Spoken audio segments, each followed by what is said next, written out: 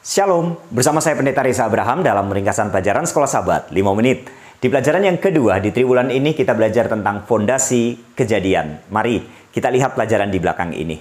Saya membagi pelajaran Sekolah Sabat sepanjang satu pekan ini menjadi 5 bagian. Dan 5 bagian ini saya ambil berdasarkan kitab yang dicatat dalam pelajaran Sekolah Sabat ini. Yaitu kitab Kejadian, kitab Keluaran, kitab Yohanes, kitab 1 Korintus, dan kitab Wahyu. Dari 5 bagian kitab ini, saya bagi lagi menjadi 5 bagian ini per hari, yaitu hari Minggu, hari Senin, hari Selasa, hari Rabu, dan hari Kamis. Kita lihat satu persatu.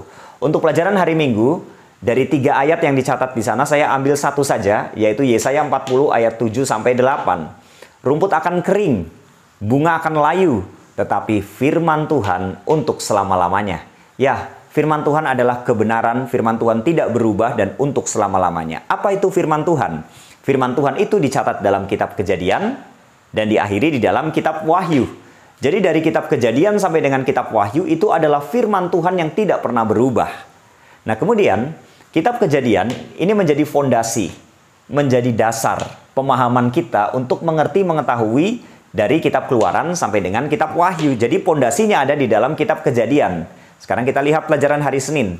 Bicara soal kasih.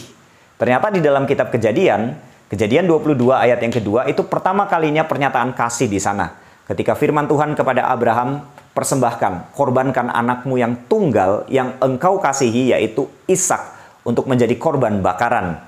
Tahukah saudara bahwa apa yang diperintahkan oleh Tuhan kepada Abraham untuk mempersembahkan Ishak, anak tunggal dan anak yang dikasihinya itu adalah gambaran dari kitab Yohanes pasal 3 ayat 16. Karena begitu besar kasih Allah akan dunia ini sehingga ia telah mengaruniakan anaknya yang tunggal supaya setiap orang yang percaya kepadanya tidak binasa melainkan memperoleh hidup yang kekal. Jadi Ishak sebagai anak tunggal yang dikasihi Abraham itu gambaran dari Yesus Kristus.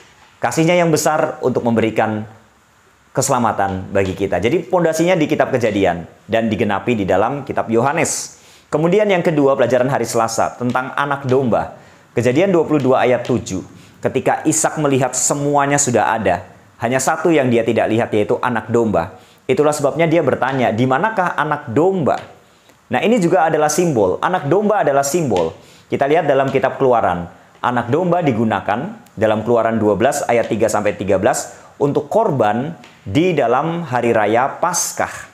Kemudian dalam kitab Yohanes 1 ayat 29, Yohanes Pembaptis mengatakan, lihatlah anak domba Allah. Jadi sepertinya menjawab pertanyaan dari Ishak, di manakah anak domba itu?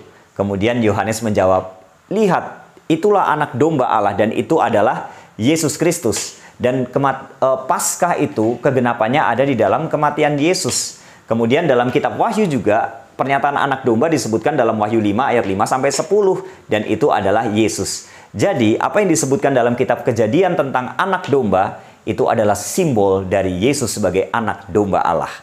Kemudian pelajaran hari Rabu bicara soal kematian. Dalam Kejadian 3 ayat 15-17, Tuhan berfirman kepada Adam dan Hawa, kalau kamu makan buah pohon pengetahuan baik dan jahat, kamu akan mati. Mati di sini adalah upah dosa, yaitu kematian kekal. Kemudian di dalam Kejadian 4 ayat 8-15, kematian pertama disebutkan yaitu Habel, anak dari Adam dan Hawa yang dibunuh oleh Kain, kakaknya. Nah, saudara, ini adalah simbol di dalam kitab Yohanes, di Yohanes pasal 19 ayat 16-27. Habel yang tidak bersalah dibunuh, itu simbol dari Yesus yang tidak bersalah juga dibunuh di kayu salib, dimatikan di kayu salib. Jadi simbol dari kematian Yesus. Kemudian dalam 1 Korintus 15 ayat 15-19, kematian Yesus penting untuk korban tebusan bagi kita, sekaligus juga kebangkitannya penting bagi kita untuk memberikan pengharapan bagi kita. Kemudian dalam kitab Wahyu 1 ayat 18, Yesus memegang kunci maut. Artinya, kematian adalah upah dosa.